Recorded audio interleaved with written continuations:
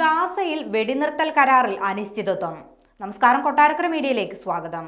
ഗാസയിൽ വെടിനിർത്തൽ കരാറിൽ വീണ്ടും അനിശ്ചിതത്വം.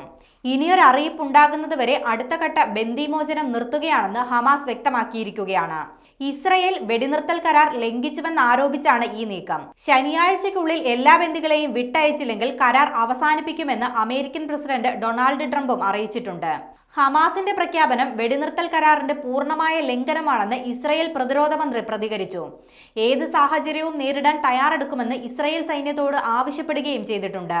ഹമാസ് ശനിയാഴ്ച ഉച്ചയോടെ എല്ലാ ബന്ദികളെയും മോചിപ്പിക്കണമെന്നും അല്ലാത്ത പക്ഷം ഇസ്രയേൽ ഹമാസ് വെടിനിർത്തൽ കരാർ റദ്ദാക്കാൻ നിർദ്ദേശിക്കുമെന്നും ഇത് വലിയ ഭവിഷ്യത്തുണ്ടാക്കുമെന്നും US പ്രസിഡന്റ് ട്രംപ് പറഞ്ഞു.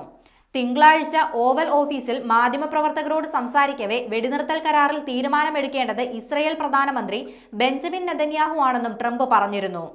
ബന്ദികളെ വിട്ടയച്ചില്ലെങ്കിൽ ഹമാസിനെതിരായ ആക്രമണത്തിൽ US സൈന്യം ഇസ്രയേലിനോടൊപ്പം ചേരുമോ എന്ന ചോദ്യത്തിന് ഞാൻ എന്താണ് ഉദ്ദേശിക്കുന്നതെന്ന് ഹമാസ് കണ്ടെത്തുമെന്നായിരുന്നു ട്രംപിന്റെ മറുപടി.